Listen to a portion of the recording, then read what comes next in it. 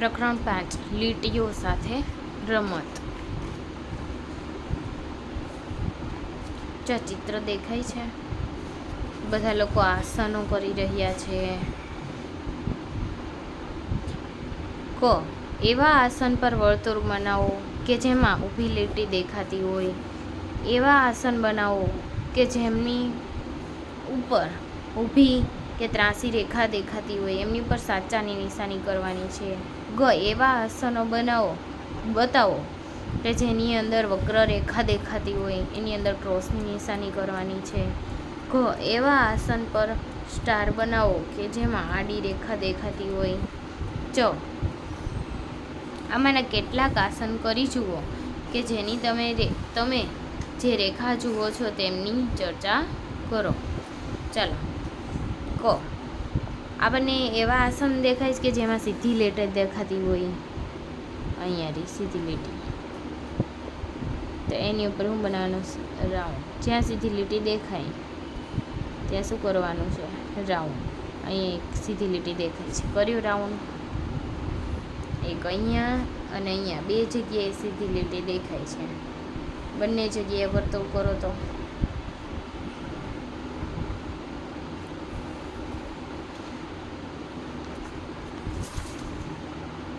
એવા આસન બતાવો કે જેમાં ઊભી અને ત્રાંસી રેખા હોય. ઊભી અને ત્રાંસી રેખા ક્યાં છે? અહીંયા રહી. તને સાચાની નિશાની કરવાની. જો ઊભી અને ત્રાંસી રેખા, સાચાની નિશાની કરવાની. આ બે સાચાની નિશાની કરો ત્યાં. પછી વક્ર રેખા દેખાતી હોય. વક્ર રેખા ત્યાં ખોટાની નિશાની. આ વક્ર રેખા, આ રહી વક્ર રેખા. ક્રોસની નિશાની કરો તો આ રહી વક્ર રેખા. 3 જગ્યાએ વક્ર રેખા છે.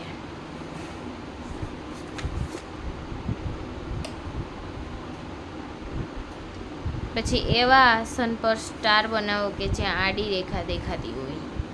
આ રહી આડી રેખા. આડી રેખા એની ઉપર સ્ટાર બતાવવાનો. આ રહી આડી રેખા, એમની ઉપર સ્ટાર બતાવવાનો. થઈ ગયું. બે વર્તુળ કે જેમાં ઊભી લીટી દેખાય છે, ઊભી અને ત્રાંસી દેખાય છે. એક આ, એક અહીં. પછી વક્ર રેખા દેખાય છે આ 3ની અંદર, અને આ બંનેની અંદર ઊભી અને આડી રેખા દેખાય છે. આડી રેખા. ત્યારબાદ સીધું શું છે? તમારા હાથમાં એક દોરાનો ટુકડો પકડો. આ રહ્યો, તે સીધો છે ને? તો સાચા નિશાની કરી દો. હવે તમારા હાથને નજીક લાવો. વક્ર રેખા થઈ ગયું. હવે શું તે દોરો સીધો છે? નથી. આ કેવો છે? ત્રાસો. અને આ કેવો છે? સીધો. ઓકે. હવે તે દોરો સીધો, આડો અને ત્રાસો છે. આ રહ્યો ત્રાસો અને સીધો છે. નીચે આપેલા ચિત્રના ટપકા જોડી ઊભી, આડી, ત્રાંસી અને વક્ર રેખા બનાવો. આ રેખા કેવી કહેવાય? ઊભી રેખા. સરસ. આ બી ઊભી રેખા. આડી રેખા. ત્યારબાદ વક્ર રેખા. આ રહી ત્રાંસી અને આ રહી વક્ર.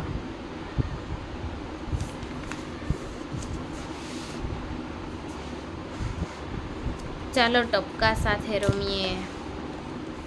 ક સીધી રેખા એટલે કે આડી, ઊભી અને ત્રાંસી રેખાનો ઉપયોગ કરી અને આપણે આકૃતિઓ બનાવવાની છે. જો આ ત્રાંસી રેખા, ઊભી રેખા અને આડી રેખા 3નો ઉપયોગ કરીને બનાવવાની. જો આપણે હવે આ ત્રાજવું બનાવીએ તો આ રહી આ ઊભી, ત્રાંસી અને આડી રેખા. આમની અંદર બીજા કોઈ આકાર આવવા જોઈએ નહીં. આ સીધી, ત્રાસી, આડી. ત્યારબાદ ચોરસ બનાવું છું, એને એક પણ નીચે લઈ આવું. ત્યારબાદ ચોરસ બનાવું છું, એને પગ કરી દઉં અને આ પાછળ એને પૂંછ કરી દઉં. ત્યારબાદ એક્સમશ્રી ત્રિકોણ છે ને, ટપકા ટુ ટપકા જોડવાના. ત્યારબાદ આપણે હાઉસ બનાવીએ.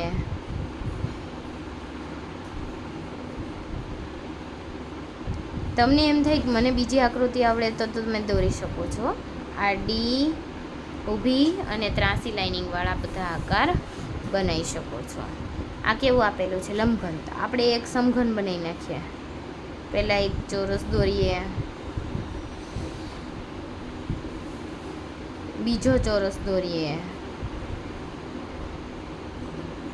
ત્યારબાદ આ બંનેને જોડી દઈએ. મેં આની પહેલાં તમને સમઘન બનાવતા શીખવેલો. ત્યારબાદ નાની એવી રંગોળી દોરીએ. તમને એમ થાય કે મને બીજું આવડે શું દોરી શકાય છે મનપસંદનું?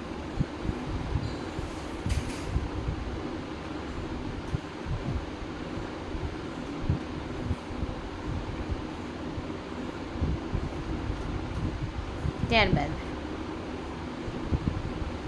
આ વાળું.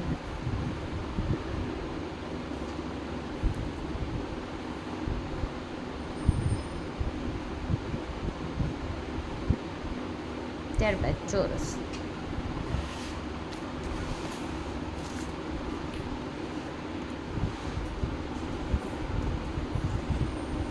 વાદળ છે આ, પાંદડી નાની.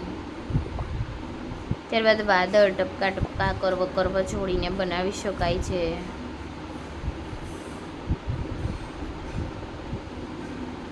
ત્યારબાદ તમે અહીંયાથી અહીંયા રેમ્બો જોડી શકો. 7 કલર: જાંબલી, વાદળી, લીલો, પીળો, કેસરી અને લાલ.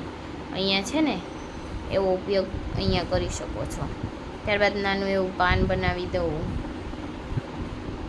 ત્યારબાદ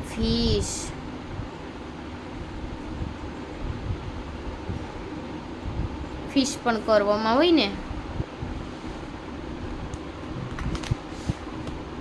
ત્યારબાદ પાંદડીઓ નાની નાની, રાઉન્ડ રાઉન્ડ રાઉન્ડ, ચોરસ, એની અંદર ક્રોસ, ઉપર મોટું ચોરસ, નળાકાર. ત્યારબાદ આમ જોડી શકો છો અને એક નવી પેટર્ન આપી શકો છો.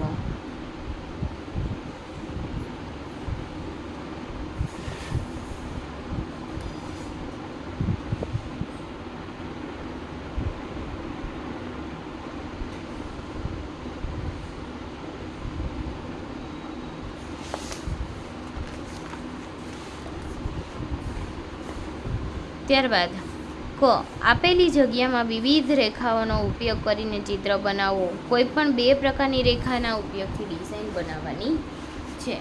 આર્યો નાનો એવો આડી અને ઊભી લાઈનથી બનાવેલો રોબોટ જોઈ શકો છો. લંબચોરસ, આડી અને ઊભી 2 લાઈનનો ઉપયોગ કરી અને આ બનાવેલો છે. ત્યારબાદ જોઈ લીધો ને બરાબર? આડી અને ઊભી લાઈનથી બનાવેલો. તમે તમારું પસંદનો કંઈ પણ બનાવી શકો છો. કોઈ પણ 3 પ્રકારની રેખાનો ઉપયોગ કરીને ડિઝાઇન બનાવવાની છે. આ જુઓ તો 3 પ્રકારનો ઉપયોગ કરેલી ડિઝાઇન.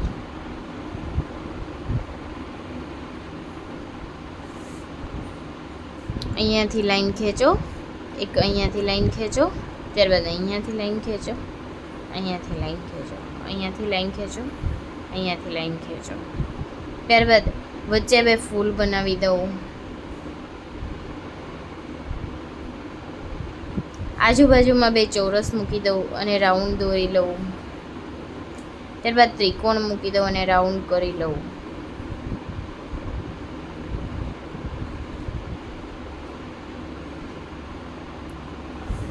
આ ડિઝાઇન થઈ ગઈ કોઈ પણ 3 આકારથી બનેલી.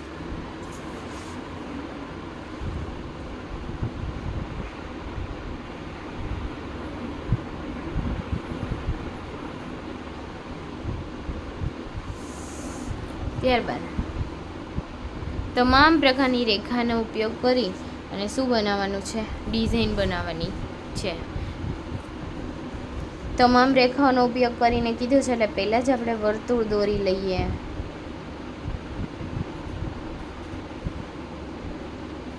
કુદરતી દ્રશ્ય બનાવી દઈએ. ચાલો, આ વક્ર રેખા લઈ લઈએ.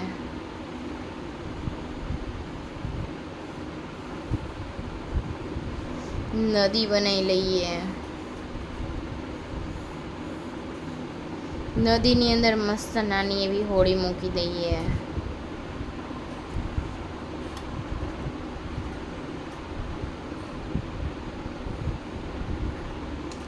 ત્યારબાદ નાની એવી ઝૂંપડી બનાવી લઈએ.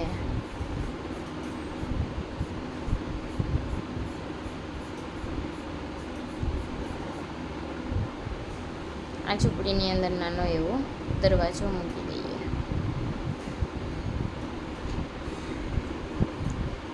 તૂટક રેખાનો ઉપયોગ કરી લઈએ. આડી રેખા. ત્યારબાદ મસ્ત એવું એક ટ્રી બનાવી લઈએ.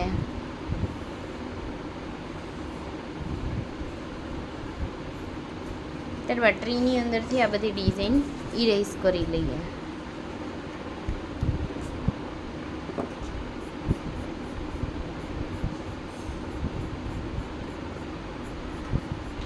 આ થઈ ગયું સરસ મજાનું કુદરતી દ્રશ્ય.